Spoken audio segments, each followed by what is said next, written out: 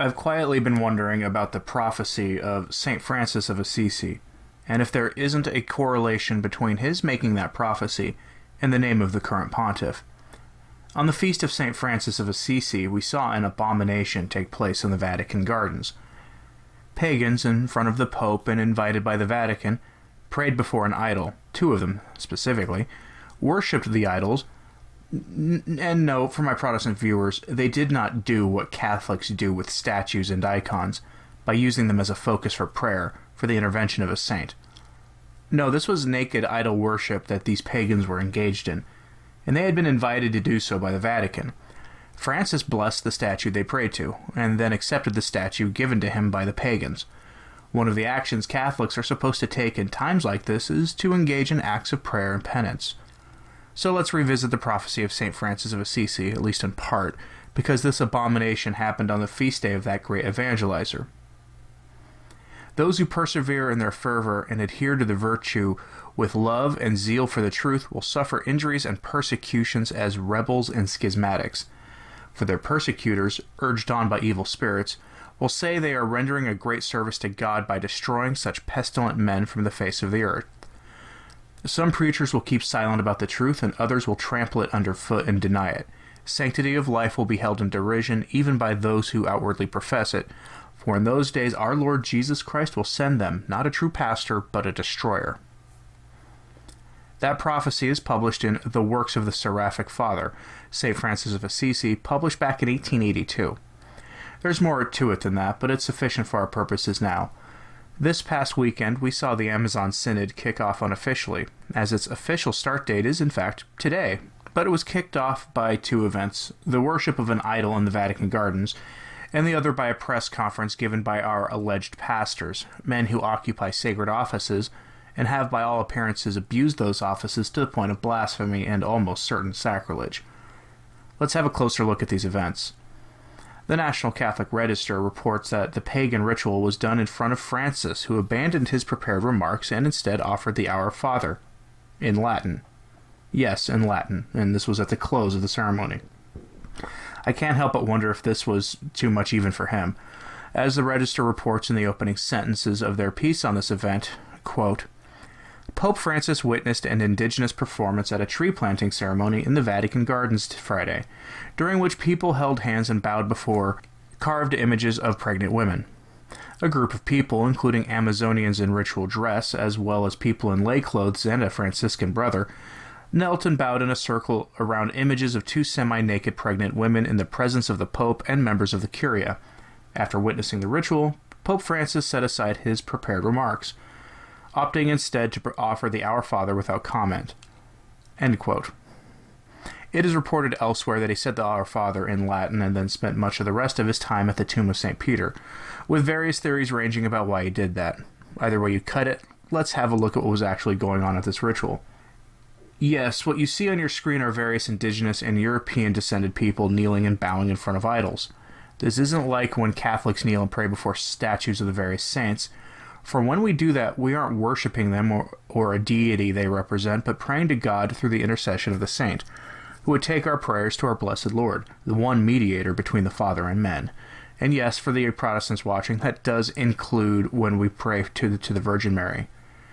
This ritual was a nakedly pagan ritual, which the Catholic media was not ready to report on for whatever reason, but Getty Images, a neutral news outlet, was willing to report on. Here's what they had to say about it. The photo that accompanies their words came from Getty Images and is of the pagan ritual. My apologies to those listening on one of the many podcasting platforms from the show. Quoting from Getty Images. Pope Francis and Cardinal Claudio Humes, Archbishop Emeritus of Sao Paulo, President of the Pan-Amazonian Ecclesial Network, REPAM, stand in front of a statue representing Pachamama, the Mother Earth, as they celebrate the feast of St. Francis of Assisi at the Vatican Gardens on October 4th, 2019, in Rome, Italy. During a highly symbolic tree planting ceremony in the Vatican Gardens Friday, Pope Francis places the upcoming statue for the Amazon under the protection of St. Francis of Assisi. End quote. So it's a statue of Pachamama. So what's that? It's a fertility false deity of the harvest and planting, of a female variety. Yes, that's a statue of a fertility goddess that you see being adored in the Vatican. But even better, that statue was then brought into a church building in the Vatican itself. Now, this isn't the first time we've seen idol worship and participation in devilish indigenous rites by the bishops of South America. Pan-Amazon Synod Watch.info has reported previously that South American bishops have participated in Pachamama worship ceremonies in South America, as organized by what I can only assume is an evil nonprofit organization, REPM, and their officials. But it wasn't limited to these maniacs either. Earlier in the year, the Canadian bishops broadcast a mass where they included hymns singing the praises of Mother Gaia. At this point, I doubt that I need to tell you that this is paganism, pure and simple. But before I go on to talk about the reaction to this, I do want to debunk something. There was a picture floating around that you may have seen associated with this mess of a male statue that some of our on our side of things said shows a male in, shall we say, an extremely lewd state. Upon closer inspection, it is merely a statue of a male idol, but he's not in a lewd state. Picture taken at a bad angle makes it look like he was in a lewd state, but people were confusing the statue's arm for another body part that will go unmentioned. I'm trying to be as vague as possible to avoid scandalizing people. It was pretty gross. Now, the reactions to the Pachamama worship were predictable. Outrage was on our side of things, and from the modernists, we got weird defense of the ritual. They actually try to call it a statue of Our Lady of the Amazon, but there is no Our Lady of the Amazon, they just sort of made that up. People actually said that the statues of the two nude pregnant women were of the Blessed Virgin Mary and St. Elizabeth in a depiction of the Visitation. They have no defense of what that male statue was supposed to represent, since no men were present at the Visitation, with the obvious exception of the infants in utero. And this defense didn't come merely from what some of us call the left Caths, those shining beacons of Stalinist corrupted Catholicism. No, this included people like professional Francis fanfiction writer Austin Ivere, who called anyone who objected to this a racist. When you hurl that insult at people these days, all it shows is that you have no counter-argument. It's probably a good thing he has me blocked on Twitter. But this is just another example of modernists defending the indefensible, with no reason given as to why they are defending this hot mess. Aside from the literal worship of a false deity, this is indefensible because the Virgin, the Immaculata, has always been depicted, wearing clothing, even in depictions from non-European cultures, and she is always dressed modestly. This is something else entirely. Part of the error we see here and elsewhere is that of syncretism, which is the blending of two opposing religions. Thus we see paganism and Catholicism blended, not merely by the faithful, or so-called faithful, diving into the deep waters of profound error. We see the bishops and even the Pope present at such a ceremony. The Catholic Encyclopedia points out that syncretism is usually employed by the enemies of the true religion to say that the ancient Hebrew beliefs are a syncretization of various pagan Middle Eastern religions.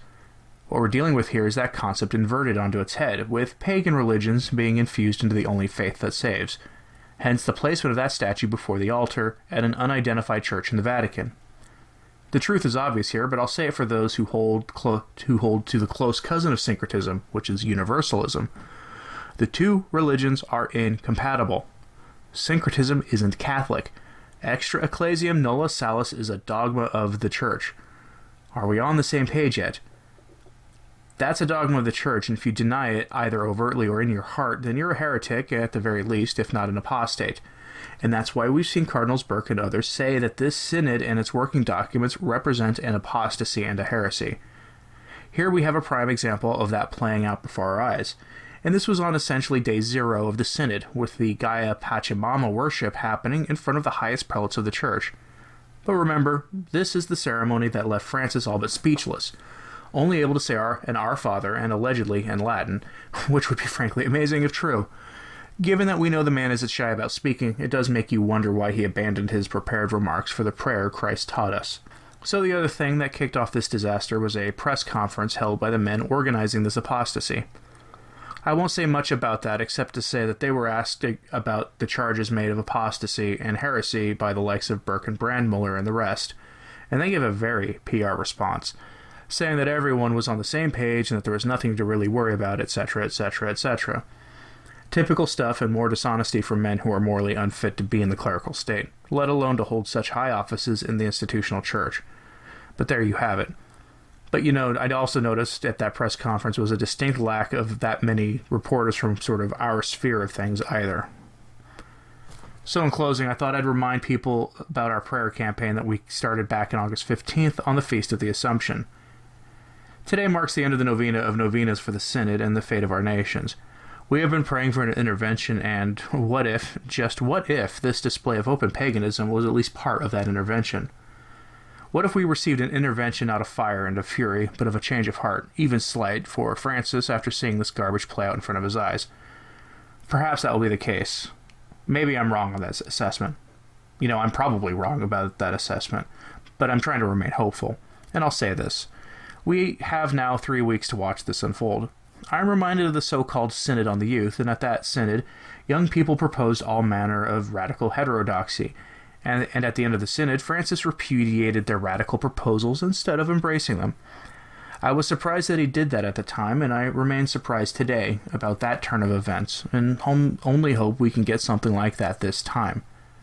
But perhaps what we'll get is a rebuking of the most vile proposals, but acceptable of the radical ones that many self-described traditionalists seem to be okay with. There is another prophecy that comes to mind, and that comes from St. Bridget, who it is said Our Lady visited and told her that they who would remove celibacy from the priesthood would have the grace of God taken from them and would suffer a gruesome fate. Someday I may do a video on St. Bridget's visions and prophecies, but the book that contains her complete visions is at least a 5-volume set of her visions and visits she experienced from Our Lady. Needless to say, her visions were approved by the Church and are just another warning ignored by the Church and most of the laity today. I will instead close on this, though. Friday I have a video of a different message from Our Lady, one that is approved by the Church, that I think is relevant today, and it is especially timely because its anniversary is this coming weekend. That's all I'll say about this for now. Thank you for listening. I'm Anthony Stine. Keep praying for the Church. Ave Maria.